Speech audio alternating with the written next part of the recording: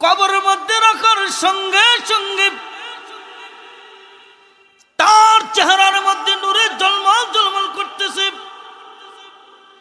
হযরত মুসা কালিমুল্লাহ আলাইহিস সালাতু ওয়াস সালামের মধ্যে একটা কৌতূহল জাগলো, লোকটা তো নিঃসন্দেহে আল্লাহর ওলি, এমন কি আমল করছে যার কারণে আল্লাহর কাছে বড় পছন্দ হয়ে গেল গা।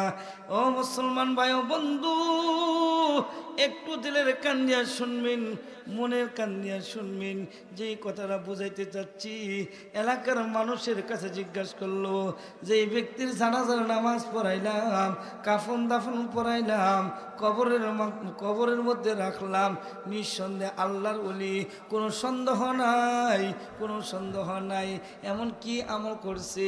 এলাকার লোকজন ডাক দিয়া কয়, ওগো পয়গম্বর মুসা, আমগো এলাকার মধ্যে এর মতো দুষ্ট দ্বিতীয় আর কেউ নাই। হযরতে মুসা কালিমুল্লাহ আলাইহিস সালাতু ওয়াস সালাম আশ্চর্য হয়ে গেছে। কবরের মধ্যে রাখলাম, তার চেহারায় নূরে ঝলমল ঝলমল করতেছে, কিন্তু এলাকার মানুষ বলতেছে সে নাকি খারাপ লোক। ব্যাপারটা কি, কারণটা কি? সাথে সাথে মুসা আলাইহিস সালাতু ওয়াস সালাম মোরাকাবায় বসে পড়ছে। আল্লাহরে কয়, আল্লাহ গো, কিছুই তো বুঝলাম না। এলাকার মানুষ বলে এই ব্যক্তি নাকি খারাপ, কিন্তু তারে গোসল করাইলাম, কাফন দাফন পরাইলাম, কবরের মধ্যে রাখলাম, তার চেহারার মধ্যে নূরে ঝলমল ঝলমল করতেছে। আমার বড় জানার বড় শখ, একটু আমারে জানাইবেন। আল্লাহর পয়গম্বর হযরত মুসা আলাইহিস সালাতু ওয়াস সালামের কাছে ওই আসলো আর বলল, ও পয়গম্বর মুসা, এই লোক গভীর রাত্রে উঠিয়া আমারে ডাক্তার বলতো, আল্লাহ গো, আমি খারাপ মানুষ, আমি তো লোক হিসেবে, ব্যক্তি হিসেবে ভালো না, তবে যারা আপনাকে ভালোবাসে, আপনার গোলামি করে, আমি ভালো ব্যক্তিদের সাথে আমার সম্পর্ক আছে। সুবহানাল্লাহ। পয়গম্বর মুসা এই লোকটা নিজেকে খারাপ মনে করত, অন্য অন্য লোককে ভালো মনে করত, ভালো মনে করত, আরে নিজের ছোট মনে করে বলতো আমি তো ভালো না। কিন্তু আল্লাহ গো, যারা 5 ওয়াক্ত নামাজ পড়ে, হালাল হারাম মাইনা চলে, আমি এদেরকে ভালোবাসি। দুষ্ট প্রকৃতির লোকের সাথে আমার কোনো সম্পর্ক নাই। আল্লাহ, আপনি আমাকে মাফ করবেন, ক্ষমা করবেন। আল্লাহ, আমার ভয় লাগে। এই মুসলমান ভাই বন্ধু, দিলের কান দিয়ে শুনবেন, মনের কান দিয়ে শুনবেন। আমি আপনাদের সামনে যে কোরআন থেকে তেলাওয়াত করেছি, আল্লাহ তাআলা বলেন, ইয়া আইয়ুহাল্লাযীনা আমানুত্তাকুল্লাহ ওয়া কুনু মা'আস সাদিকিন। আল্লাহ পাক রব্বুল আলামিন বলেন, হে ঈমানদারগণ, তোমাদের 1 নম্বর আল্লাহর ভয় তোমার দিলের মধ্যে থাকতে হবে। দুনিয়ার কেউ দেখে না, ডানে নজর করবা, বামে নজর করবা, সামনে নজর করবা, পিছনে নজর করবা, দুনিয়ার কেউ দেখে না, কিন্তু তোমার আল্লাহ সব কিছু দেখতেছে, ফেরেশতারা সব কিছু লিখতেছে। আল্লাহুম্মা সাল্লি আলা মুহাম্মাদ ওয়া আলা আলি মুহাম্মাদ কামা সাল্লাইতা আলা ইব্রাহিম ওয়া আলা আলি ইব্রাহিম ইন্নাকা হামিদুম মাজিদ। আল্লাহুম্মা বারিক আলা মুহাম্মাদ ওয়া আলা আলি মুহাম্মাদ কামা বারাকতা আলা ইব্রাহিম ওয়া আলা আলি ইব্রাহিম ইন্নাকা হামিদুম মাজিদ। الحمد لمن قدر خيرا وخبالا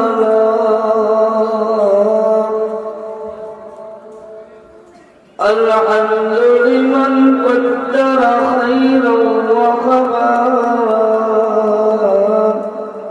والشكر لمن صور حسنا وجمالا والشكر لمن صور حسنا وجمالا لا ضد ولا ند ولا حد لمولاه لا ضد ولا ند ولا حد لمولاه الآن كما كان ولم يلق زوالا الآن كما كان ولم يلق زوالا তোমার দে মুসলমান তোমার দে মুসলমান তোমার দে মুসলমান তোমার দে মুসলমান এক हाथ में तलवार है एक हाथ में कुरान एक हाथ में तलवार है एक हाथ में कुरान জীবনের চাইতে বেশি ভালোবাসি যারে জীবনের চাইতে বেশি ভালোবাসি যারে একবারও দেখি নাই তারে জানি না আমার ভালোবাসায় আছে কি ভুল একবার হলেও দেখা দিও হে প্রিয় রাসূল সকলে পড়ি সাল্লাল্লাহু আলাইহি সাল্লাম মক্কা মদিনা যাওয়ার নিয়ত আছে তো জোরে বলেন আছে না নাই মনে বড় আশা ছিল যাব মদিনায় মনে বড় আশা ছিল যাব মদিনায় সালাম আমি করব গিয়ে নবীর রওজায় মনে বড় আশা ছিল যাব মদিনায় রাজা আছি তো ইনশাল্লাহ মদিনা মদিনা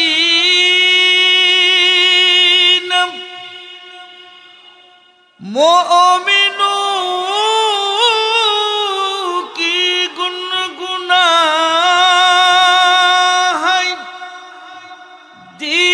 दीदार मदीना आशिकू की तमन्ना है बलगल उला बिकमालिही कशफत तुझा बिजमालिही हसनत जमीउ खिसालिही सल्लो अलैहि व आली अल्लाह अल्लाह क्या मुबारक नाम है अल्लाह अल्लाह क्या मुबारक नाम है अल्लाह अल्लाह आशिकू का कम है मौतु कासिन कुल्लु नासिन शारिबुन मौतु कासिन कुल्लु नासिन शारिबुन कब्रु बैतिन कुल्लु नासिन दाखिलुन चंदी गुयद बागे मन बुस्ताने मन चंदी गुयद बागे मन बुस्ताने मन इना गुई गुरे गुरुस्ताने मन पशु पाखी कय ना कथा मानुष केन कय আচ্ছা মানুষ বলো দেখি কেমন করে হয় ফুলগুলো সব নানান রঙের কেমন করে হয় পাতাগুলো সবুজ বটে ফুলের মতো নয় আমরা সবাই বাস করি ভাই এই দুনিয়ার রঙ্গে, হাতের লেখা মুখের চারা মিলে না কারো সঙ্গে, আর মিলে না গলার কণ্ঠ বিদ্যাঙ্গুলের টিপ। আল্লাহ তাআলা আছেন একজন, প্রমাণ হলো ঠিক। কথা বলেন ঠিক না ভাই ঠিক? রাজি আছি তো ইনশাল্লাহ? সকলে একটু জিকির করি, লা ইলাহা ইল্লাল্লাহ, লা ইলাহা জোরে লা ইলাহা লা ইলাহা। যখন তুমি ছোট্ট ছিলা, দাঁত ছিল না মুখে, নরম খাবার দিলেন আল্লাহ মা জননীর বুকে। সুবহানাল্লাহ কোন। আরে তরল খাবার দিলেন আল্লাহ মা জননীর বুকে। আরে সেই আল্লাহ রে ভুইল না রে জীবন যাকার থাক, সেই আল্লাহ রে ভুইল না রে জীবন যাকার থাক। আল্লাহ রে ডাক রে বান্দা, আল্লাহ রে ডাক। বলেন মারহাবা। ইমানদার মুসলমান হওয়া দরকার আছে না নাই? আরো জোরে বলেন, ইমানদার মুসলমান হওয়া দরকার আছে না নাই? ইসলামের জন্য সাহাবা کرام রাদিয়াল্লাহু তাআলা আনহু রক্ত দিয়েছেন। ইসলামের জন্য সাহাবা کرام বুকে পাথর খেয়েছেন। ও মুসলমান, আমরা কিন্তু মুসলমান দাবিদার। আমি আর আপনি ইসলামের জন্য, মুসলমান হওয়ার জন্য একটা থাপ্পড় পর্যন্ত খাইনি। কথা বলেন ঠিক না ঠিক? আমি আপনাদের সামনে আজকে নিয়ত করেছি কিছু আলোচনা করব। বলনেওয়ালা শুননেওয়ালা সবার যেন আল্লাহ তাআলা আমল করার তৌফিক দান করে, সকলে বলে আমিন। এ দেশ হলো মুসলমানের দেশ। এদেশের মধ্যে আল্লাহু আকবার বলে সূর্য ওঠে, এদেশের মধ্যে আল্লাহু আকবার বলে সূর্য ডুবে। যে দেশের মধ্যে আল্লাহু আকবার বলে সূর্য ওঠে, যে দেশের মধ্যেই আল্লাহু আকবার বলে সূর্য ডুবে, সেই দেশের মুসলমান কোনো নাস্তিক আর রাম ইসলামের বিরুদ্ধে কথা বললে সেটা কখনো মেনে নিতে পারে না। কথা বলেন ঠিক না ঠিক? কারণ আমরা এমন একটা নবীজির উম্মত, যখন এই দরিদ্র জাহেলাদের অন্ধকার পৃথিবীর আচ্ছন্ন বর্বরতার পাষণ্ডতায় ছেয়ে গেছে গোটা পৃথিবী, অত্যাচার অবিচার বিভাগ বিসংবাদ হাজারো তাণ্ডব লীলা কলুষিত করে নিয়েছে সমাজকে। এমন এক ক্রান্তি মুহূর্তে আগমন করেছেন আপনার নবী, আমার নবী, দো জাহানের নবী মুহাম্মদুর রাসূলুল্লাহ সাল্লাল্লাহু আলাইহি ওয়াসাল্লাম। আমরা সেই নবীজির উম্মত হইতে পারে খুশি না বেজার? আর একটু জোরে বলেন, খুশি না বেজার? মুসলমান ভাইয়েরা, আমরা সবাই ইমানের দাবিদার। কারণ আমরা জানি ইমান আছে যার, জান্নাত আছে তার। ইমান নাই যার, জান্নাত নাই তার। কথা বলেন ঠিক না ঠিক? এখন মুসলমানের ইমান কোন দিক দিয়ে যায় আর কোন দিক দিয়ে আসে নিজেরও জানে না। সামনের নির্বাচন আসছে, দেখবেন কিছু মুসলমান 500-1000 টাকার মাধ্যমে নিজের ইমানটা বিক্রি করে দিবে। এই মুসলমানের দেশের মধ্যে কিছু কিছু নেতা আছে, হিন্দুদের পূজা গিয়া শুভেচ্ছা জানাইব, আছে না নাই? তারও নাকি আবার মুসলমান। মুসলমান ইমানদার কাকে বলা হয়? একটু দিলের কান দিয়ে শুনবেন, মনের কান দিয়ে শুনবেন। আমার আল্লাহ আমাদের নবীজির উপর কোরআন নাজিল করেছেন। এই কোরআনে যা কিছু আছে মানার নাম হইল ঈমান। আমার ভাইয়ের, ঈমান প্রথমত 3টা জিনিসের নাম। 1 নাম্বার হইল মুখে স্বীকার করা, 2 নাম্বার হইল অন্তরস্থল থেকে বিশ্বাস করা, 3 নাম্বার হইল কাজে পরিণত করা। আপনি মুসলমান, এই মুসলমানের সন্তান হইয়া যদি মুখের মধ্যে দাঁড়িয়ে না থাকে, আপনি কেমন করে ইমানের রং তো রঙ্গিনী হইতে পারলেন না? আপনি মুসলমান মেয়ে, আপনি তো বোরকা পরিধান করতে পারলেন না। এই জন্য মুসলমান ইমানওয়ালা বড় দাম, ইমানওয়ালা বড় দাম। কারণ মুসলমানের মধ্যে আমরা যারা মুসলমান, আমাদের কাছে সবচাইতে বড় সম্পদ হইল ইমান। সবচাইতে বড় সম্পদ হইল ইমান। আমার ভাই বন্ধু, আল্লাহর পয়গম্বর হযরত মূসা আলাইহিস সালাতু ওয়াস সালাম,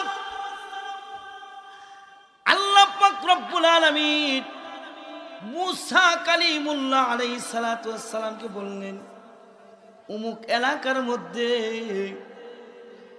একজন লোক মারা গেছে, তাড়াতাড়ি যাও, তার কাফন দাফনের গোসলের সবকিছু ব্যবস্থা করুন। হযরত মূসা আলাইহিস সালাতু ওয়াস সালাম যখন মাত্র পয়গাম পাইল, ওই এলাকার মধ্যে গেল। এলাকার মধ্যে গিয়া হযরত মূসা আলাইহিস সালাতু ওয়াস সালাম যে ব্যক্তি মারা গেছে তার গোসল দিল, কাফন দাফন পরাইল, কবরের মধ্যে রাখলো। কবরের মধ্যে রাখার সঙ্গে সঙ্গে ওই ব্যক্তির নূরানির চেহারা থেকে এমন নূর চমকাইতে থাকতেছে, আর তার চেহারার মধ্যে নূরে ঝলমল ঝলমল করতেছে। কবরের মধ্যে রাখার সঙ্গে সঙ্গে তার চেহারার মধ্যে নূরে ঝলমল ঝলমল করতেছে। হযরত মূসা কালিমুল্লাহ আলাইহিস সালাতু ওয়াস সালামের মধ্যে একটা কৌতূহল জাগলো, লোকটা তো নিঃসন্দেহে আল্লাহর ওলি, এমন কি আমল করছে যার কারণে আল্লাহর কাছে বড় পছন্দ হয়ে গেল গা। ও মুসলমান ভাই ও বন্ধু, একটু দিলের কান দিয়া শুনবেন, মনের কান দিয়া শুনবেন। যেই কথাটা বুঝাইতে চাচ্ছি, এলাকার মানুষের কাছে জিজ্ঞাসা করলো, যে ব্যক্তির জানাজার নামাজ পড়াইলাম, কাফন দাফন পড়াইলাম, কবরের মধ্যে রাখলাম, নিঃসন্দেহে আল্লাহর ওলি, কোনো সন্দেহ নাই, কোনো সন্দেহ নাই। এমন কি আমল করছে? এলাকার লোকজন ডাক দিয়া কয়, ওগো পয়গম্বর মূসা, আমগো এলাকার মধ্যে এর মতো দুষ্ট দ্বিতীয় আর কেউ নাই। হযরত মূসা কালিমুল্লাহ আলাইহিস সালাতু ওয়াস সালাম আশ্চর্য হয়ে গেছে। কবরের মধ্যে রাখলাম, তার চেহারায় নূরে ঝলমল ঝলমল করতেছে, কিন্তু এলাকার মানুষ বলতেছে সে নাকি খারাপ লোক। ব্যাপারটা কি, কারণটা কি? সাথে সাথে মূসা আলাইহিস সালাতু ওয়াস সালাম মোরাকাবায় বসে পড়ছে। আল্লাহরে কয়, আল্লাহ গো, কিছুই তো বুঝলাম না। এলাকার মানুষ বলে এই ব্যক্তি নাকি খারাপ, কিন্তু তারে গোসল করাইলাম, কাফন দাফন পরাইলাম, কবরের মধ্যে রাখলাম, তার চেহারার মধ্যে নূরে ঝলমল ঝলমল করতেছে। আমার বড় জানার বড় শখ, একটু আমারে জানাইবেন। আল্লাহর পয়গম্বর হযরত মূসা আলাইহিস সালাতু ওয়াস সালামের কাছে ওই আসলো আর বলল, ও পয়গম্বর মূসা, এই লোক গভীর রাত্রে উঠিয়া আমারে ডাক্তার বলতো, আল্লাহ গো, আমি খারাপ মানুষ, আমি তো লোক হিসেবে, ব্যক্তি হিসেবে ভালো না, তবে যারা আপনাকে ভালোবাসে, আপনার গোলামি করে, আমি ভালো ব্যক্তিদের সাথে আমার সম্পর্ক আছে। সুবহানাল্লাহ। পয়গম্বর মূসা এই লোকটা নিজেকে খারাপ মনে করত, অন্য অন্য লোককে ভালো মনে করত, ভালো মনে করত, আরে নিজের ছোট মনে করে বলতো আমি তো ভালো না। কিন্তু আল্লাহ গো, যারা 5 ওয়াক্ত নামাজ পড়ে, হালাল হারাম মাইনা চলে, আমি এদেরকে ভালোবাসি। দুষ্ট প্রকৃতির লোকের সাথে আমার কোনো সম্পর্ক নাই।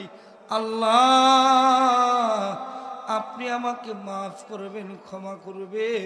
আল্লাহ আমার ভয় লাগে। এই মুসলমান ভাই বন্ধু, দিলের কান দিয়ে শুনবেন, মনের কান দিয়ে শুনবেন। আমি আপনাদের সামনে যে কোরআন থেকে তেলাওয়াত করেছি, আল্লাহ তাআলা বলেন, ইয়া আইয়ুহাল্লাযীনা আমানুত্তাকুল্লাহ ওয়া কুনু মা'আস সাদিকিন। আল্লাহ পাক রব্বুল আলামিন বলেন, হে ঈমানদারগণ, তোমাদের এক নম্বর আল্লাহর ভয় তোমার দিলের মধ্যে থাকতে হবে। দুনিয়ার কেউ দেখে না, ডানে নজর করবা, বামে নজর করবা, সামনে নজর করবা, পিছনে নজর করবা, দুনিয়ার কেউ দেখে না, কিন্তু তোমার আল্লাহ সব কিছু দেখতেছে, ফেরেশতারা সব কিছু লিখতেছে। কথা বলেন ঠিক না ভাই? ঠিক। সব কিছু দেখেন কে? আচ্ছা একটু বলেন দেখি, আসমান জমিনের মালিক কে? হায়াতের মালিক কে? একটু জোরে বলেন। আপনার মালিক কে? আমার মালিক কে? এ বন্ধু, যারা পাক্কা ইমানদার, যারা পাক্কা মুসলমান, তারা কখনো ঘরের মধ্যে বসে থাকবে না। কারণ তাদের জানা আছে এমন একটা জগতে যাইতে হবে যেই জগতের শুরু আছে শেষ নাই। ওই জগতের নাম হলো কবর জগৎ।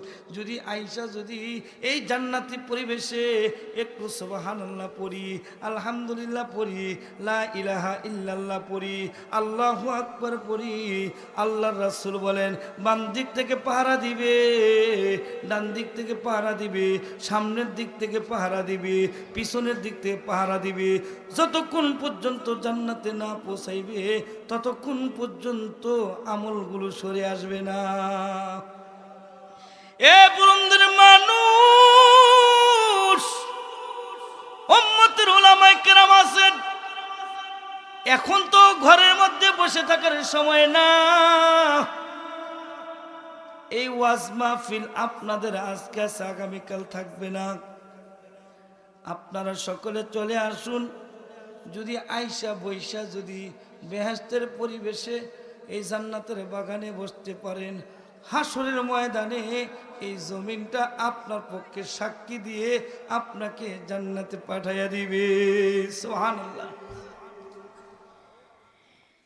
এজন্য মুসলমান ভাই বন্ধু, আমরা যারা ইমানদার, দেখবেন কিছু কিছু ইমানদার রাস্তাঘাটে পাওয়া যায়, তাবলীগওয়ালা বাইরে যদি দাওয়াত দেয়, মসজিদ থেকে তাবলীগওয়ালা বাইরে যদি দাওয়াত দেয়, ভাই মসজিদের তাবলীগ আসছে একটু সময় দেন, কয় হুজুর আমি নামাজ পড়ি আর না পড়ি আমার ঈমান বড় মজবুত, নাউজুবিল্লাহ কোন। আরে যেই ঈমান লয়ে তুমি মসজিদ পর্যন্ত যাইতে পারো না, এই ঈমান লয়ে কবর পর্যন্ত কেমনে যাইবা? নামাজ পড়ে মজা পায় না, ইবাদত করে মজা পায় না। কারণটা কি? কারণ হইল সে ঈমানের স্বাদ পায় না। আর ঈমানের স্বাদ যদি পাইতে হয়, আপনি তিনটা জিনিসকে মনে প্রাণে মানতে হবে। এক নাম্বার হইল আমার আল্লাহকে রব হিসাবে পাইছি, আমার আল্লাহকে রব হিসাবে পাইছি। দুই নাম্বার হইল ধর্মকে ইসলাম হিসাবে পাইছি। তিন নাম্বার হইল আব্দুল্লাহর বেটা মুহাম্মদকে আমি শেষ নবী হিসাবে পাইছি। এই তিনটা বিষয়কে যারা দিলের মধ্যে বদ্ধমূল করে নিবে, নামাজের মধ্যে মজা পাইব, রুকুর মধ্যে মজা পাইব, সেজদার মধ্যে মজা পাইব। এ মুসলমান এমন মজা পাইব, এমন মজা পাইব, তখন আর মসজিদ ছাড়তে মনে চাইব না। নফসরে বলবো, এই নফসরে তুই তো আমার আল্লাহ না, আমি তো তোর বান্দা না, আমি তো আমার আল্লাহকে খুশি করাইব, দুনিয়ার কাউকে আমি খুশি করাইব না। একমাত্র যা কিছু করব আমার আল্লাহকে খুশি করাইব। যা কিছু করব একমাত্র কাকে খুশি করাবো? আল্লাহকে খুশি করাইব, নফসের গোলামি করব না, মানুষের পূজা করব না, একমাত্র আল্লাহর পূজা আমি করব। আল্লাহ আমাকে যেই পর্যন্ত হায়াতের মধ্যে বাঁচায় রাখবে ততদিন পর্যন্ত আল্লাহর হুকুম অনুযায়ী আমার জীবনটা চালাইব। রাজি আছি তো ইনশাল্লাহ? এখন কিছু মানবো কিছু মানবো না, না না। আল্লাহ তাআলা বলেন, ইয়া আইয়ুহাল্লাযীনা আমানু উদখুলু ফিস সিলমি কাফা ওয়া লা তাত্তাবিউ খুতুওয়াতিশ শাইতান ইন্নাহু লাকুম আদুউম মুবিন। ইয়া আইয়ুহাল্লাযীনা আমানু, এখানে কোনো হিন্দুর কথা বলা হয় নাই, খ্রিস্টানের কথা বলা হয় নাই। এই মুসলমান একমাত্র যারা কালিমা পড়ে মুসলমান হয়েছে তাদেরকে আদর করে ভালোবেসে ডাকতেছে, ইয়া আইয়ুহাল্লাযীনা আমানু, হে ঈমানদারগণ, উদখুলু ফিস সিলমি কাফা, তোমরা পরিপূর্ণভাবে ইসলামের ভিতরে ঢুকো, ইসলামের ভিতরে ঢুকো। শয়তানের পদাঙ্ক করো না, শয়তানের অনুসরণ করো না। তুমি যদি পরিপূর্ণভাবে ইসলামের ভিতরে চলে আসো, তুমি দুনিয়াও শান্তি পাইবা, আখিরাতেও শান্তি পাইবা। সুবহানাল্লাহ। দুনিয়াতেও শান্তি পাইবা, আখিরাতেও শান্তি পাইবা। এজন্য মুসলমান, আমি শুরুতেই বলেছি, মুসলমানের জন্য ঈমান হইল সবচাইতে শ্রেষ্ঠ সম্পদ। ঈমান যেই জিনিসটাকে আপনি বিশ্বাস করবেন, আপনাদের সকলে জানা আছে, আমানতু বিল্লাহি ওয়া মালাইকাতিহি ওয়া কুতুবিহি ওয়া রাসূলিহি ওয়াল ইয়াউমিল আখির ওয়াল কদরি খাইরিহি ওয়া শাররিহি মিনাল্লাহি তাআলা ওয়াল বাসি বাদাল মাউত। আমাদের জানা আছে আল্লাহর উপর ঈমান আনতে হবে, জানা আছে, কিন্তু আমরা যখন মাত্র জানি কিন্তু মানি না, এইটা কিন্তু আর বড় সমস্যা। কথা বলেন ঠিক না ঠিক? এই জন্য ঈমান আনছি তো আনছি, ইস্তেকামাত থাকতে হবে। কারণ যতদিন পর্যন্ত আল্লাহ পাক রব্বুল আলামিন আল্লাহর জমিনে আল্লাহর দ্বীনকে প্রতিষ্ঠিত করার জন্য, আল্লাহর জমিনে কোরআনী আইন প্রতিষ্ঠিত করার জন্য, কোরআন সুন্নাহ দ্বারা দেশ পরিচালনার জন্য হকের হক্কানিয়তের কথাগুলো উলামায়ে কেরাম বলবে, উম্মতের উলামায়ে কেরামগণ বলতে থাকবে, আমরা যারা শ্রোতা আছি আমরা শুনবো এবং আমল করব। রাজি আছি তো ইনশাআল্লাহ? এই জন্য বলতে চাই, মরব তো মরব, ইসলাম নিয়ে মরব, বাঁচব তো বাঁচব, ইসলাম নিয়ে বাঁচব। তারপর কোনো বাতিলের সামনে মুসলমান মাথা নত করতে পারে না। কথা বলেন ঠিক না বেঠে? 90-92 ভাগ আমার দেশ বাংলাদেশ, এদেশের মধ্যে মানুষ বহু তন্ত্রমন্ত্র দেখেছে। আগামীতে জাতীয় সংসদে যারা কোরআনের পক্ষে কথা বলে, যারা ইসলামের পক্ষে কথা বলবে, আমরা তাদের সাথে এক হয়ে আমরা আগামী সৎ ব্যক্তিকে ইনশাআল্লাহ আমরা ভোটের মাধ্যমে নির্বাচন করব। কথা বলেন ঠিক না বেঠি? বহুত শাসন দেখেছি, এখন কোরআনী শাসন দেখতে চাই। কোরআন সুন্নাহ দ্বারা দেশ পরিচালনা করবে, এটাই আমাদের বাংলাদেশের জনগণের একটা দাবি। এজন্য মুসলমান ভাইরা, উলামায়ে কেরাম এখন সব এক হয়ে গেছে। বলেন না আলহামদুলিল্লাহ? সমস্ত উলামায়ে কেরাম এক হয়ে গেছে। উলামায়ে কেরাম সোচ্চার মাঠে আছে, মাঠে থাকবে। আপনারা যদি উলামায়ে কেরামদেরকে যদি সহযোগিতা করেন, ইনশাআল্লাহ ইনশাআল্লাহ আগামীর সংসদ হবে ইসলামের সংসদ, আগামী রাষ্ট্রধর্ম হবে ইসলামের রাষ্ট্রধর্ম। কথা বলেন ঠিক না ঠিক? যদি কোরআন সুন্নাহ দ্বারা দেশ চালায়, যদি কোরআন সুন্নাহ দ্বারা যদি আমাদের সংসদ চালায়, এদেশের মধ্যে আর কোনো বৈষম্য থাকবে না, টেন্ডারবাজি থাকবে না, মাস্তানগিরি থাকবে না। এদেশের মানুষ সুখে শান্তিতে বসবাস করবে। কথা বলেন ঠিক না ঠিক? যেই সরকারে আসুক আমরা তাকে নির্বাচন করব যারা কোরআনের কথা বলবে, যারা দেশকে কোরআন সুন্নাহ দ্বারা দেশ চালাইব। রাজি আছি তো ইনশাআল্লাহ? এইটা একটা ইমানের দাবি। যাই হোক মুসলমান ভাই ও বন্ধু, আল্লাহু আকবার, একটু জোরে বলেন আল্লাহু আকবার। এখনো যারা রাস্তাঘাটে দাঁড়িয়ে আছে তারা মনে মনে ভাবে বড় হুজুর বসলে আমরা যামু। ভাইরে, আপনাদের পরিবেশ আপনারা যদি সুন্দর করে বসেন, ওলামা কেরাম আসবে, বয়ান করবে, প্রধান বক্তা আসবে, খুশি হবে। শুরু শেষ যার ভালো তার সব কিছু ভালো। কথা বলেন ঠিক না ঠিক? যে জানে সে মানে, যে বুঝে সে খুঁজে, যে চিনে সে কিনে। কথা বলেন ঠিক না ঠিক? আল্লাহ তাআলা সবাই রে আসার তৌফিক দান করে, বলেন আমিন।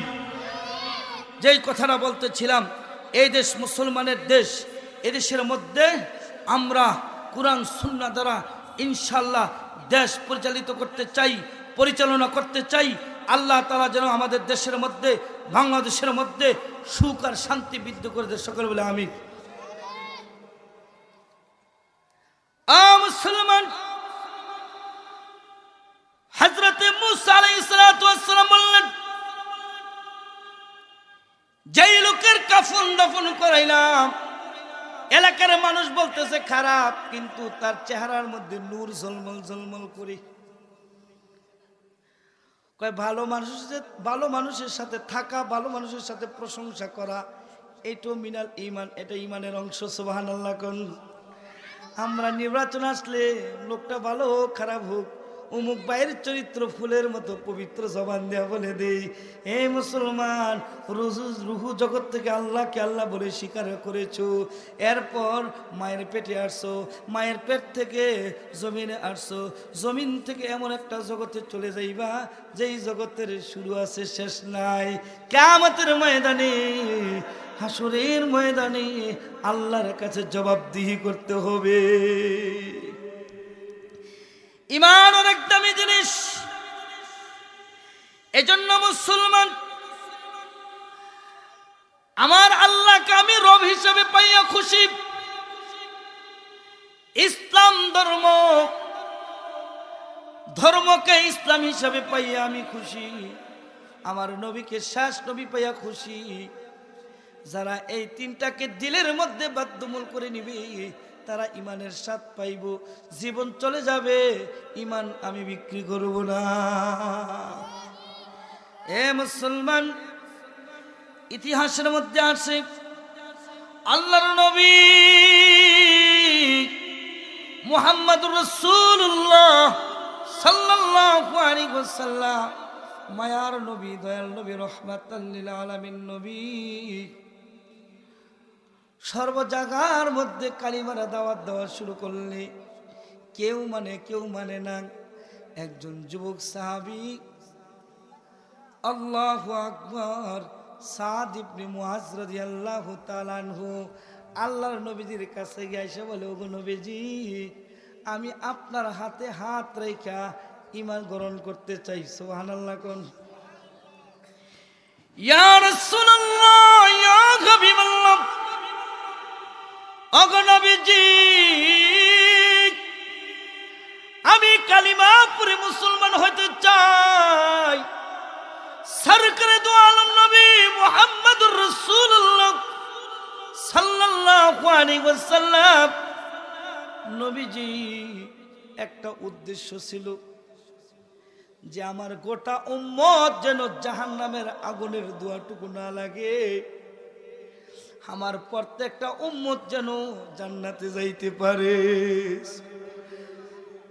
হযরত সাদ ইবনে মুআজ রাদিয়াল্লাহু তাআলা আনহুর ইতিহাস পড়ি, চোখের পানিগুলো টলমল করে পড়ে যায়। যখন ইতিহাসটা সামনে আসে তখন ওই চোখের পানিগুলো চলে আসে। এ মুসলমান, একটু দিলের কান দিয়ে শুনবেন, মনের কান দিয়ে শুনবেন। যদি এক ফোঁটা যদি চোখের পানি আপনার চলে আসে, এটা আপনার নাজাতের জরিয়া হয়ে যাবে। হযরত সাদ ইবনে মুআজ রাদিয়াল্লাহু তাআলা আনহু আল্লাহ রাসূল সাল্লাল্লাহু আলাইহি সাল্লামের কাছে কালিমা পড়ে মুসলমান হইছে। এরপরে মারা গেছে। কিতাবের মধ্যে লেখে হায়াত পাইছে 36 বছর। কয় বছর? জোরে বলেন, কয় বছর? 36 বছর হায়াত পাইছে। সাদ ইবনে মুআজ রাদিয়াল্লাহু তাআলা আনহু যখন মারা গেলেন, সাদ ইবনে মুআজের মা নবীজির কাছে আইসা কান্না করতেছে। আল্লাহ রাসূল ডাক দিয়া কয়, সাদ ইবনে মুআজের মা, তুমি কান্না করতেছো কেন? তোমার সন্তানের মৃত্যু দেখে আমার আল্লাহ কুদরতি ভাবে হাসতেছে। সুবহানাল্লাহ। সাদ ইবনে মুআজের মা বলল, ইয়া রাসূলুল্লাহ, ইয়া হাবিবাল্লাহ, ওগো নবীজি, আমার সন্তানকে আমি পেটে ধারণ করছি, আমার সন্তানকে আমি দুধ পান করাইছি, আমার সন্তানকে প্রসব বেদনা সহ্য করেছি। আমার সন্তানটা যদি দুনিয়ার থেকে বিদায় হয়ে যায়, আমার কি কান্না আসবে না? আল্লাহ রাসূল ডাক দিয়া কয়, পৃথিবীর সন্তানের জন্য বাপ মা অবশ্যই কান্না করবে, এর মধ্যে কোনো সন্দেহ নাই। কারণ পৃথিবীর মধ্যে বন্ধু বন্ধুরে ভালোবাসে স্বার্থের জন্য, স্বামী আর স্ত্রী ভালোবাসে স্বার্থের জন্য। যদি নিঃস্বার্থ ভালোবাসা পাইতে চাই, একমাত্র মার কাছে পাই। কথা বলেন ঠিক না বেটি? নবীজি মুহাম্মদুর রাসূলুল্লাহ সাল্লাল্লাহু আলাইহি ওয়াসাল্লাম নবীজি বললেন, ও সাদ ইবনে মুআজের মা, আমার আল্লাহ তোমার সন্তানের মরণ দেখে কেন হাসে শোনো গো। তোমার সন্তান 36 বছর হায়াত পাইছে।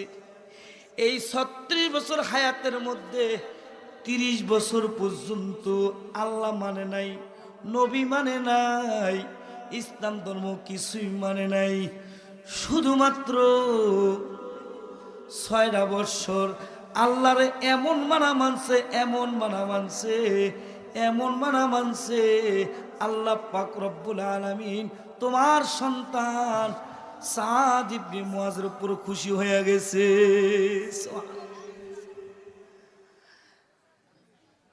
সাদ ইবনে মুআজের মা বলল,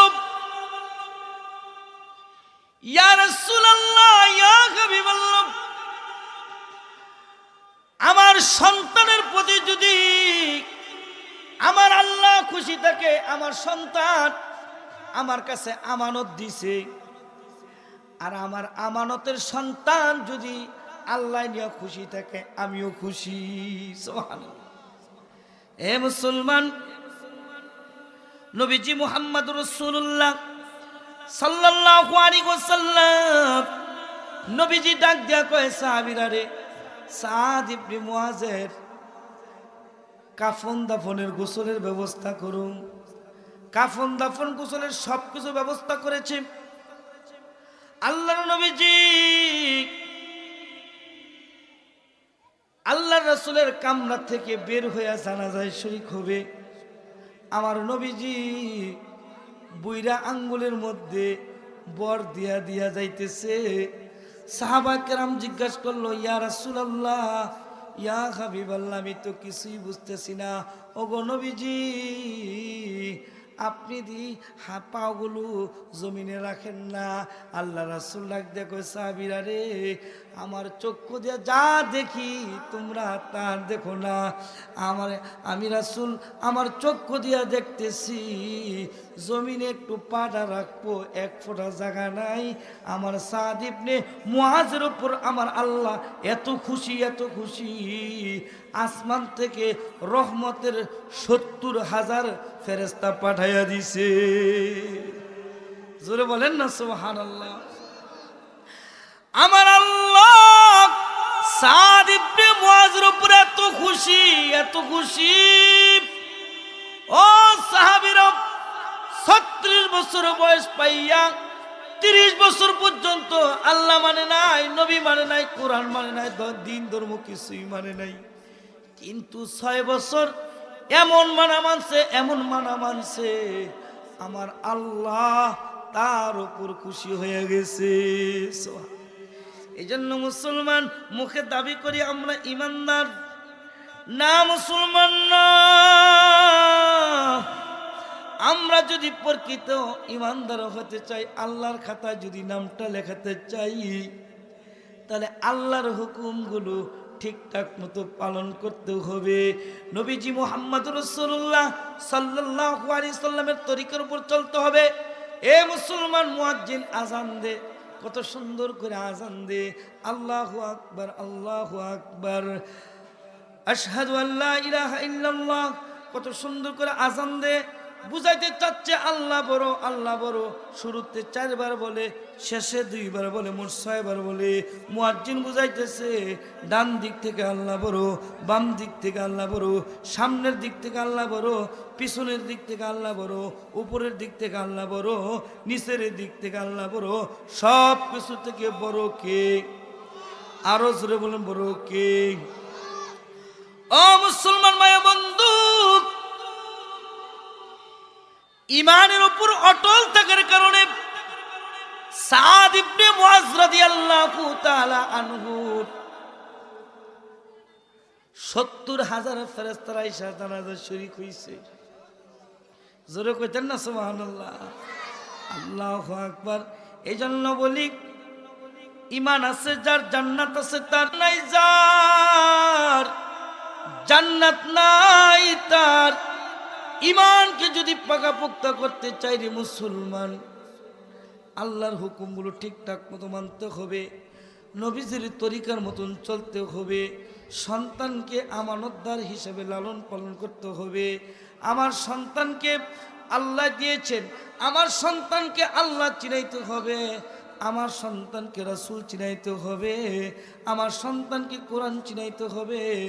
এই সন্তানগুলোর যদি ঠিকঠাক মতো যদি কোরআন শিখাই, দিন ধর্ম শিখাই, এই সন্তান কখনো বাপ মাকে বৃদ্ধাশ্রমে রাখবে না। কথা বলেন ঠিক না বেঠি? কখনো রাখবে না। এই জন্য মুসলমান ভাইরা, আমরা যারা এখানে আসলাম, বসলাম, মানুষ কত অপেক্ষা করতেছে, অনেক মানুষ বাইরে আছে, কিন্তু আমার বলার উদ্দেশ্য হলো, যদি ঈমান যদি পাকাপোক্ত থাকে, নেক মজলিসে আসলে লাভ না লোকসান? আরো জোরে বলেন। আমি যে কথাগুলো বলতেছি, কোরআন থেকে কথাগুলো বলতেছি, আমার পরে আরেক হযরত আসবেন, এরপর আরেক হযরত আসবেন, সবাই কোরআনের কথা বলবেন। আপনারা যারা ঈমানদার মুসলমান আছেন, আপনারা যদি ঠিকঠাক মতো যদি পাক্কা ঈমানওয়ালা হইতেন, আজকে বুরুন্দি মাদ্রাসার মধ্যে বড় একজন বক্তাকে দাওয়াত দেওয়া হয়েছে, অনেক বড় বক্তা, ওনার শিডিউল সহজে পাওয়া যায় না। আপনারা জানেন মুফতি ইলিয়াসুর রহমান জিহাদির শিডিউল সহজে পাওয়া যায় না। আমি আর মাওলানা আনোয়ার গাফফার সাহেব বাসায় গিয়া দীর্ঘক্ষণ সময় দিয়া এরপর হজরতকে পাইছি। হজরত আসছেন, আপনারা যদি ঘরে বসে থাকেন তাহলে কি নিয়ামতের অশুকরিয়া আদায় হবে না? এটা কি ইমানদার পরিচয়? ঈমান এমন একটা জিনিস, নেক কাজের প্রতি আপনাদের থাকতে হবে। নেক কাজের প্রতি আপনাদের অগ্রসর থাকতে হবে।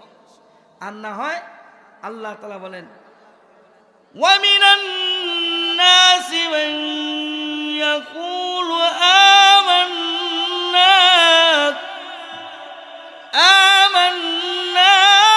বিল্লাহি ওয়া বিল ইয়াউমিল আখির ওয়া মা হুম বিমুমিনিন।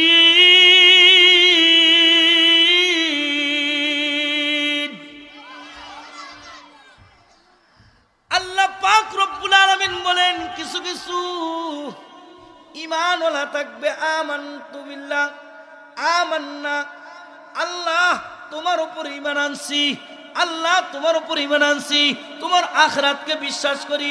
আল্লাহ বলবেন, লা ইউমিনুন, তোমরা ঈমানদার না। তোমরা কি না?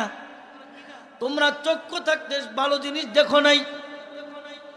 তোমরা, আমি তাআলা কান দিয়েছি ভালো জিনিসগুলো শুনবা, তোমরা শোনো নাই।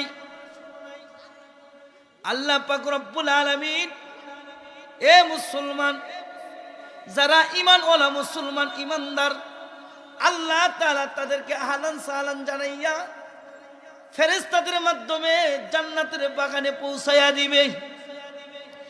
কিন্তু যারা জান্নাতি হবে তাদের কিছু গুণ থাকতে হবে, যে যার মধ্যে গুণগুলো পাওয়া যাবে আল্লাহ পাক রব্বুল আলামিন তাদেরকে জান্নাতের মেহমান হিসেবে কবুল করে নিবে। সরকারে দু আলম নবী মুহাম্মদুর রাসূলুল্লাহ সাল্লাল্লাহু আলাইহি ওয়াসাল্লাম নবীজি সাহাবায়ে কেরামের সামনে ওয়াজ করতেছে, নসিহত করতেছে। যারা জান্নাতি হবে ফেরেশতারা তাদেরকে জান্নাতে নেওয়ার জন্য ইস্তেকবাল দিবে, জান্নাতে নেওয়ার জন্য ইস্তেকবাল দিবে। একটা গাছের সামনে, একটা গাছের ছায়ার মধ্যে বসাইবে। এখন জান্নাতের কিছু ঘ্রাণ আসতে থাকবে। জান্নাতীরা বলবে, ও ফেরেশতারা রে, আমরা মনে হয় জান্নাতে চলে আসি, জান্নাতি একটা সুঘ্রাণ আসতেছে। ফেরেশতারা ডাক দিয়ে কইব, না না না, এখন পর্যন্ত আপনি আসতে পারেন নাই, এখন পর্যন্ত আসতে পারেন নাই। এইখান থেকে আরো 500 রাস্তা, 500 বছর রাস্তা আছে। আল্লাহু আকবার। কয় জান্নাতের ঘ্রাণ তো পাইতেছি, জান্নাতের ঘ্রাণ তো পাইতেছি। আল্লাহু আকবার, আল্লাহু আকবার। আল্লাহ রাসূল সাল্লাল্লাহু আলাইহি সাল্লাম ডাক দিয়ে বলে, দুনিয়াতের মধ্যে আল্লাহ পাক রব্বুল আলামিন কিছু মানুষ বানাইছে সুন্দর, আবার কিছু মানুষ বানাইছে অসুন্দর। আল্লাহ পাক রব্বুল আলামিন কিছু মানুষ বানাইছে লম্বা, আবার কিছু বানাইছে খাটো। আছে না নাই? যারা কালো মানুষ তাদের মনের মধ্যে কষ্ট আছে না নাই? যারা ছোট তাদের মনে কষ্ট আছে না নাই? সবার মনে কষ্ট থাকবে। সরকারে দু আলম নবী মুহাম্মদুর রাসূলুল্লাহ সাল্লাল্লাহু আলাইহি ওয়াসাল্লাম নবীজি ডাক দিয়ে কই, যারা জান্নাতি হবে আল্লাহ পাক রব্বুল আলামিন জান্নাতীদের 4টা গুণ আছে। এই 4টা গুণ প্রত্যেকটা পয়গম্বরের মধ্যে আল্লাহ পাক রব্বুল আলামিন দিয়ে দিয়েছেন। যারা জান্নাতি হবে, যারা জান্নাতে যাইবে, ওই জান্নাতে যাওয়ার মধ্যে 2টা গেট পড়বে। একটা গেট থেকে পানি পান করবে, আরেকটা গেটের মধ্যে ডুব দিবে। আল্লাহ পাক রব্বুল আলামিন ডাক দিয়া কয়, যখন মাত্র জান্নাতি মানুষগুলো প্রথম গেটের থেকে একটা ডুব মারবে, সাথে সাথে আল্লাহ পাক রব্বুল আলামিন 1 নম্বর গুণ হইল, যেই গুণটা ছিল হযরত আদম আলাইহিস সালাতু ওয়াস সালাম, আদম আলাইহিস সালাতু ওয়াস সালামের মতো এরকম 80 হাত লম্বা হয়ে যাবে। সুবহানাল্লাহ।